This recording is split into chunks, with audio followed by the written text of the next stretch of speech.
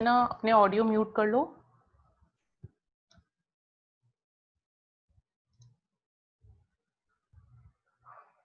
Okay, तो अब हम स्टार्ट करते हैं आपका सॉफ्टवेयर डिजाइन में। अपन ने पहले लास्ट में क्या किया था कि अपन ने पूरा जो था डिकम्पोजिशन, मॉड्यूलैरिटी, ये वाले सारे अपन ने कवर कर लिए थे। नीड ऑफ मॉड्यूलैरिटी हम उसे आगे ही आज कंटिन्यू करेंगे। एब्स्ट्रैक्शन ये सारा हम कवर कर चुके थे। Software design, types of design, ठीक है। ये डायग्राम जो था आपका डिजाइन फंडामेंटल्स, ठीक है। डिजाइन फंडामेंटल्स में level of decomposition, modularity, need of modularity, abstraction, and then step wise refinement, software architecture, यहाँ तक हम टोटल कवर कर चुके थे। अब नेक्स्ट जो हमारा टॉपिक स्टार्ट होता है वो हो रहा है हमारा कंट्रोल हायरार्की से, ठीक है। अब बेसिकली कंट्रोल हायरार्की है क्या? कंट्रोल हायरार्की का मतलब है जैसे कोई भी ऑर्गेनाइजेशन होती है उसमें सबसे पहले टॉप का बंदा कौन होता है, यानी हेड कौन होता है, उससे नीचे कौन आता है, फिर नीचे के लेवल्स पे कौन आता है, इस पूरे प्रोसेस को कंट्रोल करना, ठीक है। अब अगर मैं डिजाइन में बात करती हूँ तो इसका मतलब यहाँ पर है कि आपका जो रिक्वायरमेंट एनालिसिस है वो सब कुछ कंप्लीट हो गया है। अब उसके बाद जब हम डिजाइन कर रहे हैं तो अब डिजाइन में आप क्या करते हो, डिजाइन में हम मॉड्यूल्स बनाएंगे सबसे पहले तो। और एक बार अगर आपका मॉड्यूल बन गया तो जैसे ही आपका मॉड्यूल बन जाता है उसके बाद हम देखते हैं कि मॉड्यूल्स अब आपके कंट्रोल कैसे होंगे, ठीक है। तो मॉड्यूल को कंट्रोल करने का ये स्ट्रक्चर टर्मिनोलॉजी है। अब इसमें कैसे होता है, यानी ये क्या है, अपने जो MABCDEKOP, ये सारे के सारे आपके पास मॉड्यूल्स हैं। अब ये मॉड्यूल कहाँ से आए कि जैसे वेबसाइट, मान लो कि वेबसाइट का फ्रंट पेज जो है वो M है, फिर ABC उसके नेक्स्ट पेजेस हैं, DEKOP उसके नेक्स्ट पेजेस हैं। तो अब यहाँ पे क्या हो रहा है, टू थिंग्स होती हैं, एक होता है सुपर ऑर्डिनेट, एक होता है सब ऑर्डिनेट। तो ये आपका है सुपर ऑर्डिनेट। इसके अंदर क्या होता है बेसिकली कि ये वो मॉड्यूल होता है, वो मेन मॉड्यूल होता है जो दूसरे मॉड्यूल्स को कंट्रोल करता है। जैसे कि डायरेक्टर सर हैं, वो कंट्रोल करते हैं प्रिंसिपल सर को, प्रिंसिपल सर कंट्रोल करते हैं HODs को, HOD डीन्स को। इस तरीके से ये प्रोसेस चलता है। तो जो कंट्रोल करता है उसको हम कंट्रोलर मॉड्यूल बोलते हैं और ये सुपर ऑर्डिनेट होता है। अब M से लेकर J तक या N तक या U तक, यहाँ तक क्या हो रहा है, ये सारे के सारे मॉड्यूल्स में डिजाइनिंग चल रही है। डिजाइनिंग चल किसकी रही है, जो सॉफ्टवेयर या जो वेबसाइट डेवलप होने के लिए आई थी, ठीक है। अब M वो मॉड्यूल है जिसका डेटा एक्सेस कर रहा है आपका A, B और C मॉड्यूल। तो ये सारे सबऑर्डिनेट हैं। अब अगर A मेन मॉड्यूल है आपका तो A सुपर ऑर्डिनेट बन गया और D और E उसके क्या बन गए, सब ऑर्डिनेट बन गए। इसमें जो डेप्थ है वो बताती है लेवल ऑफ कंट्रोल, यानी 1 लेवल M की, ABC की सेकंड लेवल, DEKOP की थर्ड लेवल। तो ऐसे यहाँ पे टोटल देखा जाए तो 1 2 3 4 5 लेवल ऑफ कंट्रोल है। ये जो विड्थ होती है आपकी, विड्थ बताता है span of control. Span of control का मतलब होता है कि टोटल नंबर ऑफ मॉड्यूल्स जो भी कंट्रोल हो रहे हैं। तो ये जितने भी टोटल इसमें मॉड्यूल्स हैं 15 या 18, वो सारे आपके स्पैन ऑफ कंट्रोल में आएंगे, ठीक है। अब इसमें एक होता है फैन इन और एक फैन आउट। तो अगर आप फैन इन देखेंगे तो फैन इन ये बताता है कि how many modules that control a given module. तो इसमें टोटल कितने मॉड्यूल्स कंट्रोल कर रहे हैं यू को। तो इसमें Q, R, S और T जो है वो सारे के सारे 4 मॉड्यूल्स कंट्रोल कर रहे हैं आपके मॉड्यूल U को, ठीक है। तो ये हो गया फैन इन। फैन आउट का मतलब होता है ABC की एक जो मॉड्यूल है वो कितनों को कंट्रोल करता है। जैसे कि अगर मैं बात करती हूँ कि प्रिंसिपल सर हैं, तो प्रिंसिपल सर एक डिपार्टमेंट, B दूसरा डिपार्टमेंट, C 3 डिपार्टमेंट, इन तीनों डिपार्टमेंट्स को कंट्रोल कर रहे हैं। तो फैन आउट का रिजल्ट होगा ABC।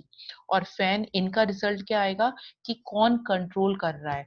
जैसे QRST, ये 4 के 4 डिपार्टमेंट्स हैं, ये एक ही बंदे को कंट्रोल कर रहे हैं। तो इसका आंसर आएगा QRST, ठीक है। तो इसमें बेसिकली हमने कंट्रोल हियरार्की में क्या हुआ कि कोई भी ऑर्गेनाइजेशन है उसमें टॉप से लेकर बॉटम तक डेटा कैसे फ्लो होता है। तो क्या होता है, कोई ना कोई उसमें हेड होगा, कोई उसके नीचे की पार्टी होगी। फिर जैसे कि अगर मैंने बात की कि HOD है तो HOD से नीचे फैकल्टी आ गई, तो HOD आपका सुपर ऑर्डिनेट हो गया और फैकल्टी आपकी सब ऑर्डिनेट हो गई। अब फैकल्टी जो है वो सुपर ऑर्डिनेट बन गई क्योंकि फैकल्टी किसको कंट्रोल कर रही है, स्टूडेंट्स को कंट्रोल कर रही है। तो this is basically your control hierarchy. अब अगर हम कंट्रोल हायरार्की के बाद की बात करें तो ये बेसिकली आपका आता है data structures in software design, ठीक है। तो डिजाइनिंग में क्या कर रहे हैं कि अब हम पूरा सॉफ्टवेयर की या जो वेबसाइट है उसकी डिजाइनिंग स्टार्ट कर रहे हैं, तो उसमें आपको डेटा भी स्टोर करना पड़ेगा। तो डेटा स्ट्रक्चर को हम यूज क्यों करते हैं? हम डेटा को स्टोर करने के लिए डेटा स्ट्रक्चर को यूज में लेते हैं। अब कौन कौन से डेटा स्ट्रक्चर्स होते हैं? जैसे लीनियर डेटा है, सीक्वेंशली आप स्टोर कर रहे हो, एरे यूज कर रहे हो, लिंक लिस्ट यूज कर रहे हो, या ट्री स्ट्रक्चर आप यूज कर रहे हो, हियरार्किकल स्ट्रक्चर यूज कर रहे हो, कौन सा स्ट्रक्चर यूज कर रहे हो। तो इसका एक डायग्राम है नेक्स्ट नीचे। तो बेसिकली हम टोटल 5 टाइप के स्ट्रक्चर यूज करते हैं, जिसमें एक होता है ये first scalar item. Scalar item में क्या होता है, एक टाइम पे सिर्फ एक वैल्यू स्टोर हो सकती है। ये बेसिकली हम ये क्या पढ़ रहे हैं, ये सारे डेटा स्ट्रक्चर हैं कि डेटा को कैसे स्टोर किया जा सकता है। तो एक तो होता है स्केलर आइटम। मान लो मुझे एक ही स्टूडेंट का फोन नंबर चाहिए, तो मैं बोलूंगी कि मुझे एक फोन नंबर चाहिए, न्यूमेरिक वैल्यूज चाहिए। ठीक है, तो मैंने यहाँ पे स्टोर कर दिया। मैं कहूंगी नेम चाहिए, तो मुझे एक कैरेक्टर वैल्यू चाहिए। तो एक टाइम पे एक सिंगल वैल्यू को ही होल्ड किया जा सकता है। अब सीक्वेंशियल वेक्टर क्या करता है कि जितने भी स्केलर आइटम्स है, अगर आपकी क्लास में 10 स्टूडेंट्स हैं, तो 10 स्टूडेंट्स का एक एक करके स्टोर हो जाएगा यहाँ पे डेटा। ठीक है। लिंक लिस्ट होती है जो linear collection of data items आते हैं, जिसमें एक के बाद दूसरा आइटम है, थर्ड आइटम है, ये एक लीनियर ऑर्डर में स्टोर होते हैं। तो अगर हम डेटा स्ट्रक्चर की बात करें, तो डेटा स्ट्रक्चर सिंपल ये बोलना कि डेटा स्ट्रक्चर जो है वो डेटा को स्टोर करने के लिए काम में आएगा, क्योंकि जो डिजाइनिंग का प्रोसेस रहेगा उसमें आप बेसिकली डेटा को स्टोर करोगे। ठीक है। तो स्टोर करने के लिए टोटल 5 स्ट्रक्चर्स होते हैं। एक डायग्राम में मिस कर गई हूँ, जिसके अंदर आपका मैट्रिक्स स्ट्रक्चर आएगा एन डायमेंशनल, और एक उसमें आपका आता है ट्री और हायरार्किकल स्ट्रक्चर, जो हम ऑलरेडी कवर कर चुके हैं। तो आप अगर ये 3 डायग्राम्स ड्रॉ कर लोगे तो भी आपके लिए सफिशिएंट है। नेक्स्ट आपके पास आता है सॉफ्टवेयर प्रोसीजर। सॉफ्टवेयर प्रोसीजर क्या कहता है कि अगर मान लो मैंने एक मॉड्यूल बना लिया, तो जो भी मॉड्यूल मैंने बनाया उसको कंप्लीटली स्टडी करो कि उसके अंदर क्या हैपन हो क्या रहा है, इवेंट्स कितने अकर हो रहे हैं, कितने डिसीजंस आप ले रहे हो, कितने इफ एल्स लूप आप यूज कर रहे हो, लूपिंग कितनी हो रही है, रिपीटिव बार बार रिपीटिव ऑपरेशन कौन कौन से परफॉर्म हो रहे हैं, और डेटा कैसे स्टोर हो रहा है, और डेटा का स्ट्रक्चर क्या है। यानी अगर आपके पास आपको एक क्लास दे दी गई या आपको एक सब्जेक्ट दे दिया गया कि सिर्फ आपको डीई सब्जेक्ट को पढ़ना है, तो उस डीई को कंप्लीटली आप स्टडी करो from top to bottom. That is your software procedure. यानी एक मॉड्यूल जो आपको दिया है कि ठीक है, आपको तो सिर्फ एडमिशन वाला वेब पेज है वही डिजाइन करना है, तो उस एडमिशन वेब पेज पे जितना भी डेटा होगा, जितने भी प्रोसेसिंग होगी, जितने भी डिसीजंस आप लोगे, वो सारे के सारे सॉफ्टवेयर प्रोसीजर में आएंगे। यानी एक चीज को बहुत अच्छे से स्टडी करना कंप्लीटली। अब इसके नीचे इसका डायग्राम है। तो ये डायग्राम ये रिप्रेजेंट करता है कि जो आपका मॉड्यूल है, ठीक है, ये वाला मॉड्यूल है ए। ये मॉड्यूल क्या कर रहा है, एक ही कंप्लीट मॉड्यूल है, इसमें मल्टीपल टाइम आपके डिसीजन स्टेटमेंट यूज आ रहे हैं, रिपीटिव ऑपरेशन इसमें परफॉर्म हो रहा है। इफ ये वाला जो है लाइक इवेंट सीक्वेंस चल रही है कि जैसे टॉप आए, यहाँ पर आए, आपने डिसीजन लिया, डिसीजन सक्सेसफुल हुआ तो आप इधर गए, अगर नई कंडीशन सेटिस्फाई तो एल्स पार्ट में जाओगे, जब तक इसको एग्जीक्यूट करते रहोगे। तो ये पूरा जो प्रोसेस चल रहा है कि अगर यहाँ पे भी आपको रिजल्ट नहीं मिला, नो में रिजल्ट आ रहा है, तो आप वापस से मॉड्यूल एक की स्टार्टिंग में जा रहे हो। तो यानी एक प्रोग्राम बोल दो, एक प्रोग्राम को करने में आपको जितने भी थिंग्स आप यूज कर रहे हो, डेटा स्ट्रक्चर्स आप यूज कर रहे हो, जितने डिसीजंस आप ले रहे हो, वो सारे का सारा उसका पार्ट होता है। उस एक पार्ट को स्टडी करना वो आपके सॉफ्टवेयर प्रोसीजर में आता है। ठीक है। तो ये सॉफ्टवेयर प्रोसीजर हो गया। अब नेक्स्ट आता है आपका स्ट्रक्चर पार्टनिशिंग। स्ट्रक्चर पार्टनिशिंग क्या कहता है कि आपके पास मान लो कि वेबसाइट थी, आपने पहले वेबसाइट को डिकम्पोजिशन कर लिया, तो उसमें मॉड्यूल्स बन गए M1 M2 M3 M4। अब आप क्या करो, दो तरीके से पार्टीशन कर सकते हो। ठीक है। या तो आप उसका हॉरिजेंटल पार्टीशन करो या आप उसका वर्टिकल पार्टीशन करो। अगर आप हॉरिजेंटल पार्टीशन करते हो, तो जैसे आईपीओ मॉडल अपन ने बिगनिंग में पढ़ा था कि पहले सबसे पहले इनपुट आया, फिर प्रोसेसिंग हुई, फिर आउटपुट आया, तो आपको इस तरीके से उसकी पार्टीशन करनी पड़ेगी। ठीक है। नेक्स्ट होता है आपके पास वर्टिकल। वर्टिकल में हम क्या करते हैं, डेटा को टॉप में प्रोवाइड कर देते हैं, तो वो टॉप से लेके फ्लो करते करते करते वो नीचे बॉटम तक आ जाएगा। तो स्टार्टिंग पॉइंट टॉप होगा और जब वो नीचे आएगा तो वो बॉटम पॉइंट है। That is your vertical partnership.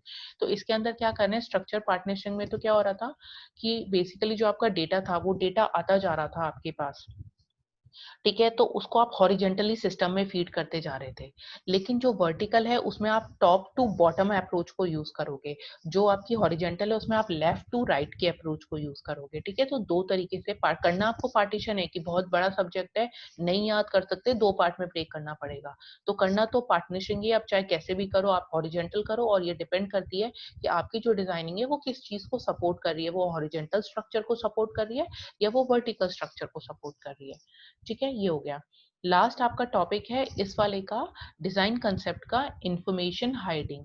हमने दो थिंग्स पढ़ी थी, एक हमने पहले पढ़ा था एब्स्ट्रैक्शन, एक होता है इंफॉर्मेशन हाइडिंग। एब्स्ट्रैक्शन में हमने क्या किया था, मैंने एग्जांपल दिया था कि अगर मुझे कार सीखनी है तो जो बंदा है उसने मुझे सिर्फ ये बताया कि कार की वर्किंग कैसे होगी। अगर मैंने गियर को मूव किया, अगर मैंने एक्सेलरेटर को प्रेस किया, तो मुझे पता है कि एक्सेलरेटर को प्रेस करने से सिर्फ स्पीड बढ़ रही है, लेकिन एक्चुअली इंटरनली कार के अंदर क्या क्या फंक्शन परफॉर्म हो रहे हैं, that thing I don't know. ठीक है, तो यहाँ पे क्या होता है, सेम वही कंसेप्ट होता है। इंफॉर्मेशन हाइडिंग में क्या करते हैं कि इंफॉर्मेशन जो उनको लगता है कि हमें कस्टमर को नहीं देनी चाहिए, कस्टमर से सेव करनी है हमें वो इंफॉर्मेशन, उस कस्टमर वो इंफॉर्मेशन जो है उसको वो हाइड कर लेते हैं। और जो इंफॉर्मेशन उनको लगता है कि रेलेवेंट है कस्टमर से, ये इसको देनी पड़ेगी, ये कंडीशन है, तो वो उसको इंफॉर्मेशन दे देते हैं। एब्स्ट्रैक्शन और इंफॉर्मेशन हाइडिंग में कंफ्यूज मत होना। एब्स्ट्रैक्शन में हम सिर्फ वो इंफॉर्मेशन देते हैं जो उसके लिए रिक्वायर्ड होती है, अनटिल एंड अनलेस सिस्टम की प्रोसेसिंग नहीं होगी। अगर माइक्रोवेव ऑन करना है तो आपको ऑन और ऑफ बटन तो बताना ही पड़ेगा, ठीक है? और ये जो बेसिक थिंग्स आपको बतानी है वो आपको बतानी पड़ेगी 30 सेकंड 1 मिनट। तो ये होता है आपका एब्स्ट्रैक्शन। इंफॉर्मेशन हाइडिंग में ठीक है, हमने उसको सिर्फ ऑन एंड ऑफ बटन बताया, अब उसको कन्वेंशनल को कैसे यूज करना है वो हमने नहीं बताया, तो वो इन्फॉर्मेशन हमने हाइड कर ली। तो ये जो डिजाइनर होता है ये उसके ऊपर होता है कि कितनी इंफॉर्मेशन को वो डिजाइन को विजिबल करना चाहता है, और कौन से डिजाइन की वो कॉम्प्लेक्सिटी होती है जिसको वो नहीं बताना चाह रहा कस्टमर को या यूजर को। तो ये आपकी इंफॉर्मेशन हाइडिंग हो गई। इसमें एक और टर्म आ रही है एनकैप्सुलेशन। एनकैप्सुलेशन अगर आपने पढ़ा हो तो एनकैप्सुलेशन का मतलब होता है कि डेटा को और फंक्शंस को, दोनों को हम एक ही जगह एक के अंदर स्टोर कर लेते हैं। जैसे मान लो मुझे कैलकुलेटर का प्रोग्राम बनाना है, तो उसमें जो वैल्यूज हैं ए प्लस बी, ए माइनस बी, तो इनकी वैल्यूज को भी मैं रख लूंगी, और कौन कौन से फंक्शंस यहाँ परफॉर्म हो रहे हैं, एडिशन, सब्ट्रैक्शन, मल्टीप्लीकेशन, इन सबको भी मैं एक ही एनवलप के अंदर स्टोर करके रख दूं। वो होता है आपका बेसिकली एनकैप्सुलेशन। अब जितना रेलेवेंट डेटा है वो प्रोवाइड कर दिया, जो आपको लग रहा है कि नहीं ये हमारे लिए यूजफुल है, वो डेटा हम उसको प्रोवाइड नहीं करते। ठीक है, तो ये आपका जो यूनिट फोर्थ है उसका फर्स्ट मेन टॉपिक जो बहुत बड़ा था, मेजर, ये हमारा कंप्लीट हो चुका है। अब मुझे बताओ यहाँ तक कोई कंफ्यूजन है? अनम्यूट कर लो अपने माइक्स को, अगर कोई कंफ्यूजन है तो आप मुझे बताओ। 11 participants only, okay fine, tell me. नहीं है तो फिर मैं नेक्स्ट अपना स्टार्ट कर रही हूँ। नेक्स्ट आपका आता है इफेक्टिव मॉड्यूलर डिजाइन। ठीक है, अब इफेक्टिव मॉड्यूलर डिजाइन भी अगर मैं देखूं तो ये बहुत बड़ा टॉपिक है। फोर्थ यूनिट में हमारे पास सिर्फ ये दो टॉपिक हैं जो बहुत बड़े हैं, उसके बाद जो है वो बेसिकली बहुत छोटे छोटे से कंसेप्ट हैं, वो हम एक या दो लेक्चर में कंप्लीट कर सकते हैं। ठीक है, अब ये फोर्थ यूनिट का सेकंड टॉपिक है इफेक्टिव मॉड्यूलर डिजाइन। अब पहली बात तो मॉड्यूलर क्या था, मॉड्यूल क्या था कि एक बहुत बड़ा आपका सॉफ्टवेयर है, उसमें अगर लेट सपोज एक बंदा है तो वो सॉफ्टवेयर को नहीं बना सकता, वो मैनेजर है, तो मैनेजर ने क्या किया कि उस सॉफ्टवेयर को या उस वेबसाइट को उठाया और 7 जो बंदे थे उनमें इक्वली डिस्ट्रीब्यूट कर लिया कि ये रिक्वायरमेंट एनालिसिस का काम तुम करो, डिजाइनिंग का तुम करो, टेस्टिंग का तुम करो। तो ऐसे मॉड्यूल्स बना लिए, छोटे छोटे मॉड्यूल। अब हर एक मॉड्यूल पे एक बंदा या मोर देन वन पर्सन वो उस पे वर्क करेंगे। ठीक है, तो यहाँ पे जो कंसेप्ट है मॉड्यूलर का, मतलब मॉड्यूल डिजाइन हो चुके हैं। अब आपको उसकी जो डिजाइनिंग है, मॉड्यूल आपके पास है, उसकी डिजाइनिंग को बहुत अच्छा इफेक्टिव डिजाइनिंग बनानी है।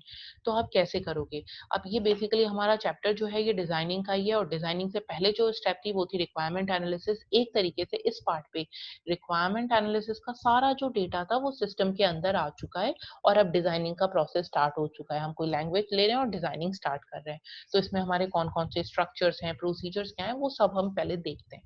ठीक है, अब इफेक्टिव मॉड्यूलर डिजाइन की अगर हम बात कर रहे हैं तो इसमें आता है कि हमने मॉड्यूलर डिजाइन में क्या बोला कि बहुत बड़ा सब्जेक्ट था, नहीं समझ में आ रहा, उसको दो पार्ट्स में ब्रेक करके अब हम समझ रहे हैं, पार्ट वन और पार्ट टू। जैसे सेम है कि सॉरी सॉफ्टवेयर इंजीनियरिंग है, उसकी एक अगर कंप्लीट आप पूरी बुक देखोगे या पूरी 5 यूनिट करोगे तो बहुत टफ जॉब होगी। तो आप क्या हमने क्या किया, उसको unit 1, unit 2, unit 3, unit 4, unit 5 में कर दिया। तो अब उसको पढ़ना हमारे लिए भी ईज़ी हो जाता है, ठीक है? तो वो आपका मॉड्यूलराइज़ेशन कहता है। अब ये मॉड्यूलराइज़ेशन को हमने यूज़ क्यों किया? क्या ज़रूरत है? कॉम्प्लेक्सिटी को रिड्यूस करने के लिए, ईज़िली थिंग्स को हैंडल करने के लिए। और इसमें क्या होता है मॉड्यूलराइज़ेशन में, अगर मान लो आपके पास फर्स्ट यूनिट है और सेकंड यूनिट है, 5 यूनिट है टोटल। अगर आप फर्स्ट यूनिट कर रहे हो, तो आप साथ में सेकंड यूनिट भी पढ़ सकते हो। आपने फर्स्ट यूनिट के 3 टॉपिक्स करे और कहा कि नहीं ये इंटरेस्टिंग नहीं है, आपने वहीं छोड़ दिया उस यूनिट को, तो आप सेकंड यूनिट भी स्टार्ट कर सकते हो। फिर आपको लगा सेकंड यूनिट में चलो यार फर्स्ट यूनिट का वो पार्ट पढ़ना पड़ेगा, तो आप पैरेलल में फर्स्ट यूनिट भी आपकी चल रही है, सेकंड यूनिट भी चल रही है, तो दोनों यूनिट्स को आप साइमल्टेनियसली लेके चल रहे हो। एक टॉपिक इसका किया, एक टॉपिक इसका किया। तो जो मॉड्यूलर डिजाइन है ये आपको परमिट करती है कि आप पैरेलल में वर्क कर सकते हो। लेकिन अगर मान लो मैं कंप्लीट सॉफ्टवेयर पे वर्क करती जिसमें मैं मॉड्यूल्स डिवाइड नहीं करती, वहां पे एक ही बंदा वर्क कर रहा होता, तो मॉड्यूलर में वर्क करना पॉसिबल ही नहीं होता। एक कंप्लीट सिस्टम पे वर्क करना उसके लिए पॉसिबल ही नहीं होता। तो मॉड्यूलर में हमारे पास ये फायदा हो जाता है कि हम क्या करते हैं, उसको सेपरेट करके हम डिफरेंट डिफरेंट बंदे सेम टाइम पे वर्क कर सकते हैं। तो ये इंपॉर्टेंस है मॉड्यूलर डिजाइन की। अब मॉड्यूलर डिजाइन को आप इफेक्टिव कैसे बना सकते हो? डिजाइन तो आप कर रहे हो, अब डिजाइन को इफेक्टिव बनाने के लिए हमें ये 4 थिंग्स चाहिए होती हैं। पहले आपको पता होना चाहिए कि आपके मॉड्यूल का टाइप क्या है, आप किस तरह का मॉड्यूल यूज कर रहे हो। सीक्वेंशियल मॉड्यूल है आपका या पैरेलल मॉड्यूल है आपका, इंक्रीमेंटल मॉड्यूल है, ये उसके टाइप्स में आएगा।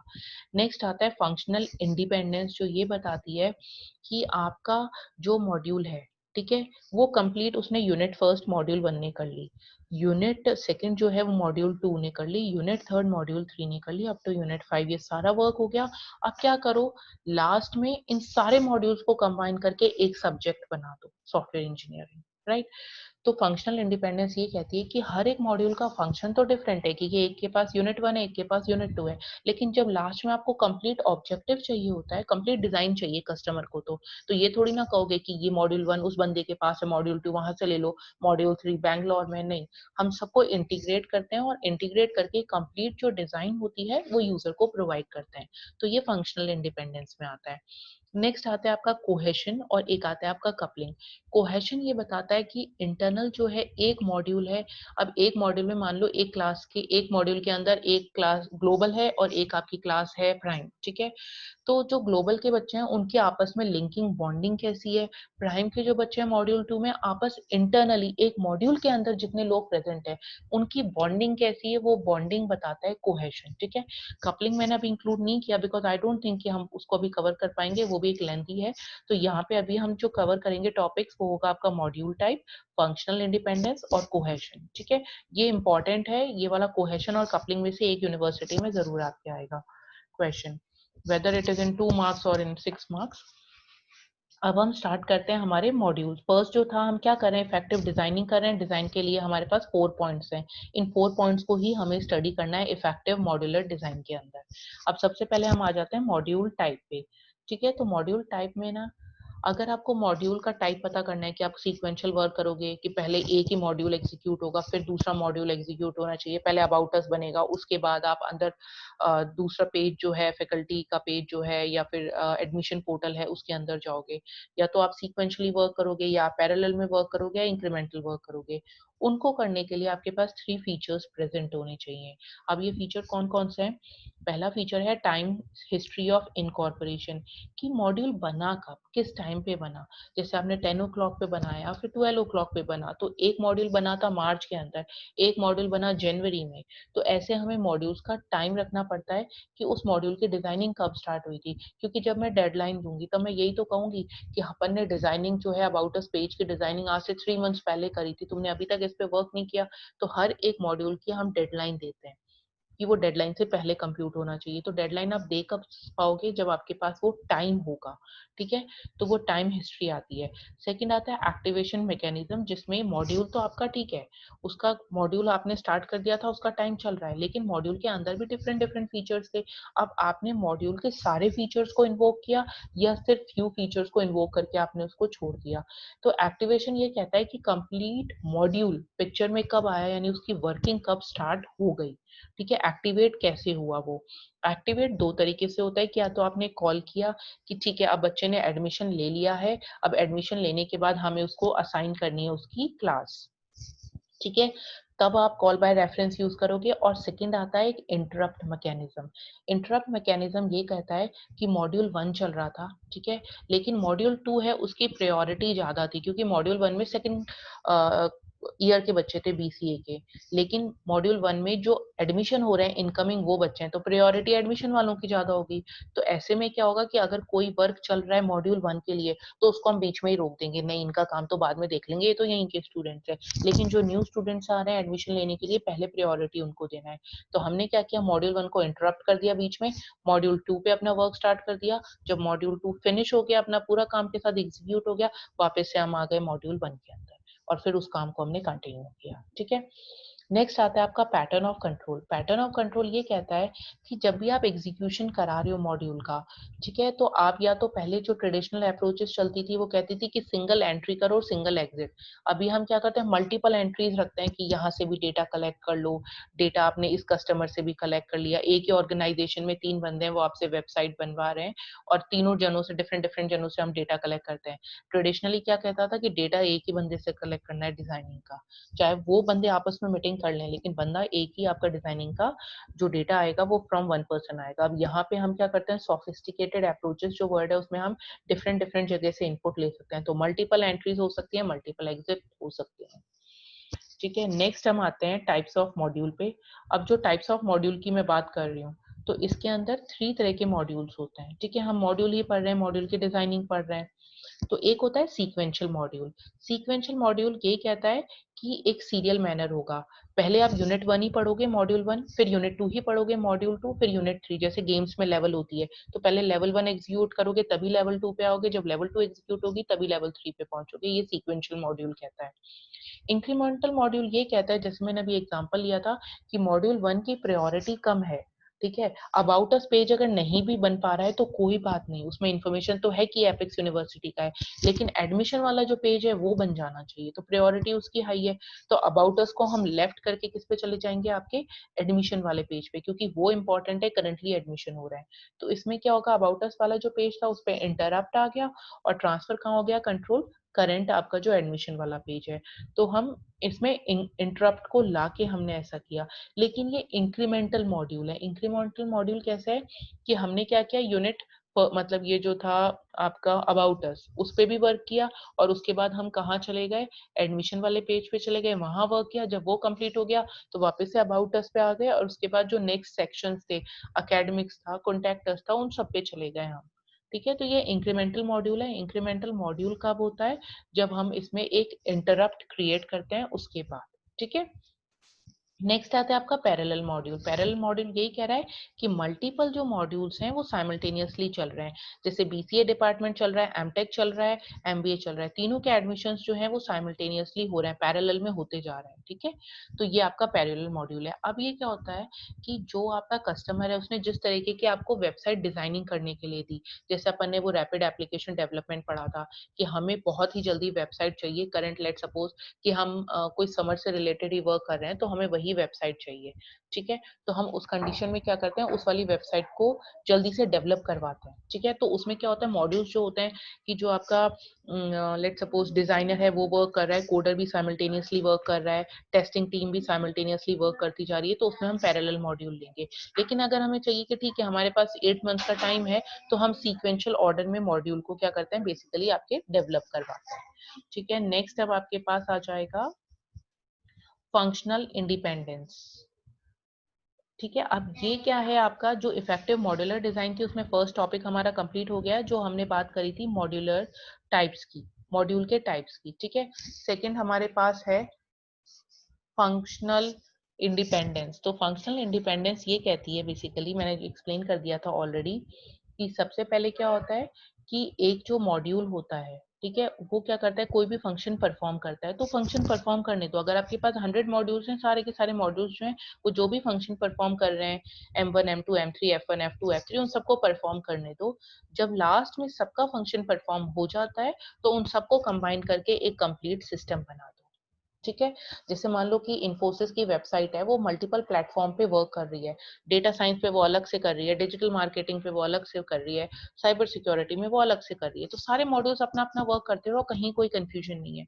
लेकिन जब इन्फोसिस को अपनी खुद की एक कंप्लीट वेबसाइट चाहिए, तो उस कंडीशन में हमें क्या करना पड़ेगा, ये जो 3 मॉड्यूल्स हैं, 3 के 3 मॉड्यूल्स को कंबाइन करना पड़ेगा और कंबाइन करके हमें वहाँ पे प्रोवाइड करना पड़ेगा।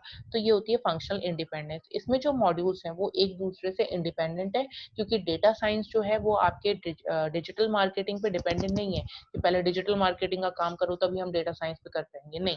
तो ये मॉड्यूल्स जो है, ये सारे जो है वो इंडिपेंडेंट है और अपना वर्क जो है वो इंडिपेंडेंटली कर देंगे। लास्ट में बस इनको मर्ज करके हमें एक कंप्लीट सॉल्यूशन ऑब्टेन करना है, ठीक है। अब ये जो थर्ड आपका आता है कोहेशन, कोहेशन जो है ये सबसे इंपॉर्टेंट टॉपिक है, ठीक है। अब कोहेशन को अपन कैसे देखते हैं, कोहेशन को हम ऐसे लेते हैं कि हमारे पास एक बड़ा मॉड्यूल है। अब मॉड्यूल में मान लो कि मैं एक कैलकुलेटर डिजाइन कर रही हूँ, ठीक है। तो उसमें क्या हो गया कि डिफरेंट डिफरेंट फंक्शन है, फंक्शन ए है एडिशन का, फंक्शन बी है सब्ट्रैक्शन का, सी मल्टीप्लिकेशन का, डी डिविजन का, ठीक है। तो हमने क्या किया, ये सारा रख दिया। अब हम ये देखेंगे कि अगर मुझे कैलकुलेटर बनाना है तो ये सारे फंक्शंस जो हैं वो आपस में इंटरैक्ट करने चाहिए, ठीक है। तो उस कंडीशन में हम बेसिकली क्या करेंगे, सारे फंक्शन का इंटरैक्शन चेक करेंगे। अब कोहेशन ये कहता है कि जो एलिमेंट्स आपके मॉड्यूल के अंदर हैं, वही जैसे 10 स्टूडेंट्स अपने मॉड्यूल के अंदर हैं, तो वो आपस में कैसे, उनकी बॉन्डिंग कैसी है, वो आपस में फाइट करते रहते हैं, अगर 5% या 10% है उनमें आपस में फ्रेंडशिप अच्छी है, तो कोहेशन वो बेसिकली थिंग बताता है कि जो एलिमेंट्स हैं वो आपस में कैसे रिलेटेड हैं। ओके, नेक्स्ट हम स्टार्ट करते हैं। Ma'am yes. मैम ये इंफॉर्मेशन हाइड इन की वही आ रही है, मतलब स्क्रीन, हमारी स्क्रीन पे। हम्म। तो मैम आपने स्क्रीन चेंज करी थी क्या? अभी तक आपके पास इंफॉर्मेशन हाइडिंग आ रही है? हाँ मैम। तो बच्चे यस मैम। मैम मतलब डिजाइन फंडामेंटल्स की लास्ट जो स्लाइड थी आपकी मैम, वही आ रही है मैम अभी तक। आपने जो भी पढ़ाया मैम वो स्क्रीन पे नहीं आया। तो इतना टाइम ये किसने स्क्रीन के साथ ये वर्कआउट किया है?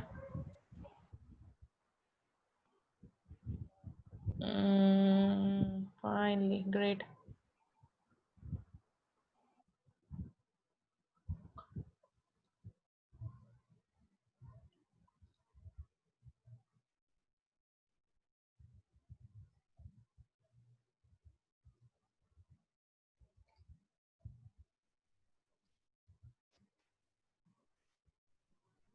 तो इतना टाइम लगा आपको ये डिटरमाइन करने पे?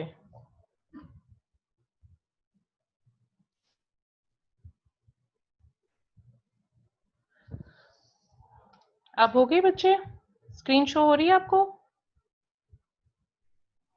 Yes ma'am. अब आ गई? तो इतना टाइम क्यों लगा, पहले ही बता देते ना बिगनिंग में ही। और कोई बात नहीं, फाइन। हाँ संचित फाइन। एनोटेशंस को टच किसने किया है आप में से? Unmute all of you right now.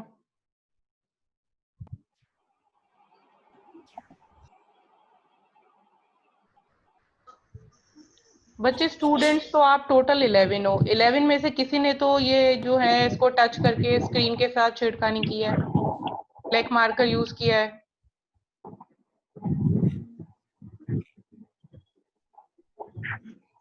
अगर यही कंटिन्यू करना है तो मैंने सिर्फ ऑडियो सेंड करना है, बैठे रहना वीडियो के लिए।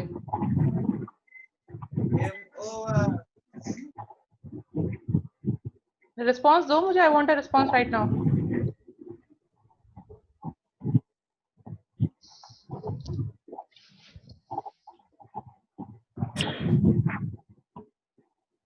Okay, unmute yourself all of you right. 12 participants are there. Yes Kamal, समझ आ रहा है या नहीं? Yes ma'am. Manasvi, Priyanshi,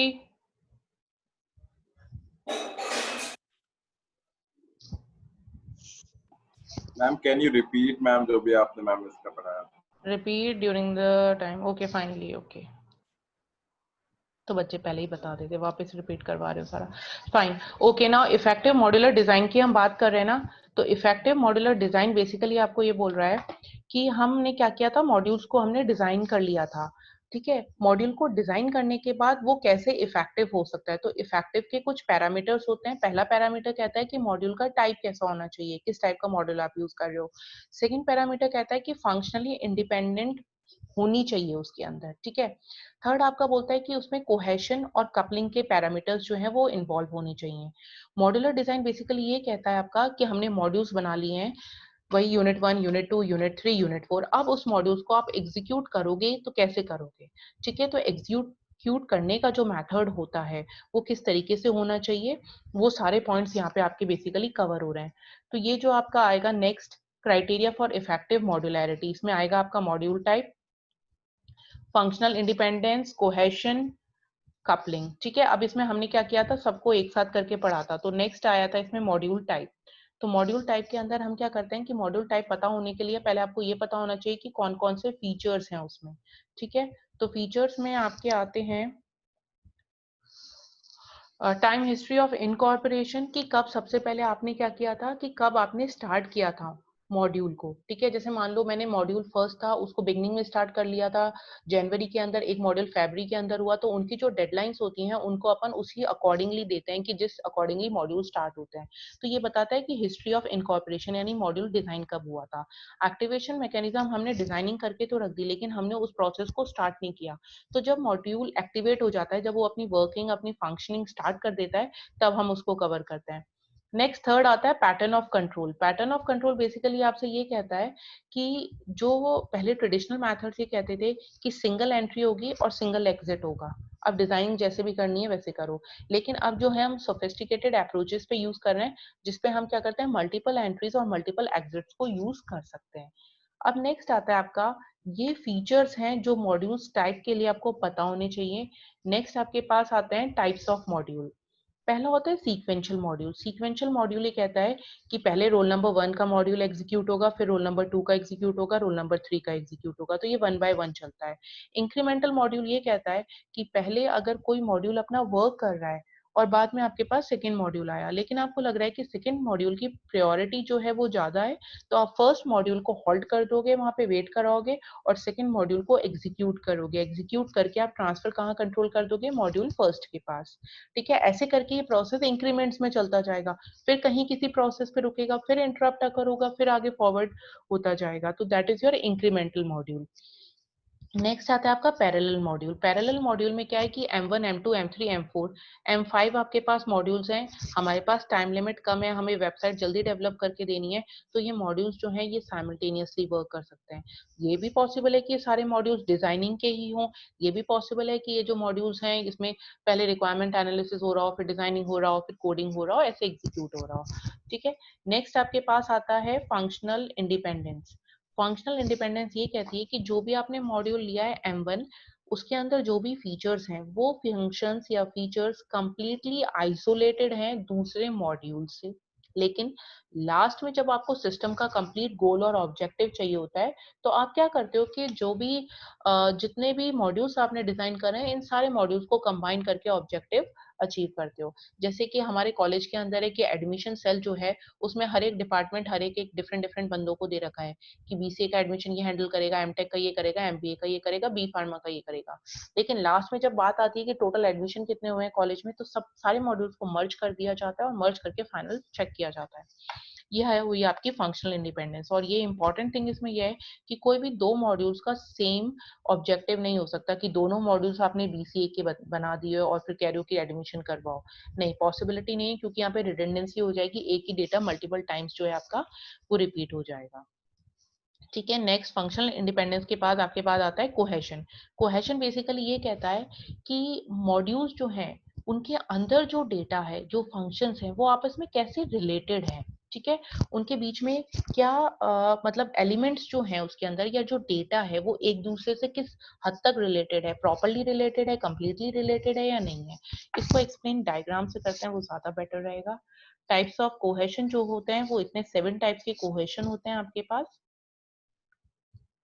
next इस पे आते हैं अपन। अब इसमें जो है मैं सारे एक्सप्लेन कर देती हूँ। कोइंसिडेंटल कोहेशन ये कहता है कि फंक्शन ए, फंक्शन बी, फंक्शन डी ये सारे जो हैं कि डिफरेंट डिफरेंट हैं। यानी फंक्शन ए क्या है, मतलब जैसे आपकी क्लास मान लो कोई यूपी से आया है, कोई बिहार से आया है, कोई मध्य प्रदेश से आया है, तो सारे स्टूडेंट्स हैं ये डिफरेंट है, इनमें आपस में कोई रिलेशनशिप नहीं है जब फर्स्ट टाइम आप क्लास में एंटर हुए। That is a coincidental cohesion. ठीक है, ये वाला जो कोहेशन है ये वर्स्ट कोहेशन होता है डिग्री, जहाँ पे एलिमेंट्स जो एक मॉड्यूल के अंदर एलिमेंट्स हैं वो भी आपस में रिलेटेड नहीं है। नेक्स्ट आता है आपके पास logical, that is your similar function. इसमें अंदर क्या होता है कि जैसे मान लो मुझे माउस ले लिया मैंने, अगर मुझे इनपुट कराना है सिस्टम के अंदर, तो माउस जो है और कीबोर्ड है, इन दोनों का फंक्शन जो है वो क्या है कि इनपुट कराने का है, लेकिन ये आपस में कंप्लीटली रिलेटेड नहीं है, ये थोड़ा लॉजिकल फंक्शन से रिलेटेड है। जैसे बोर्ड का अगर एग्जांपल लें कि कुछ स्टूडेंट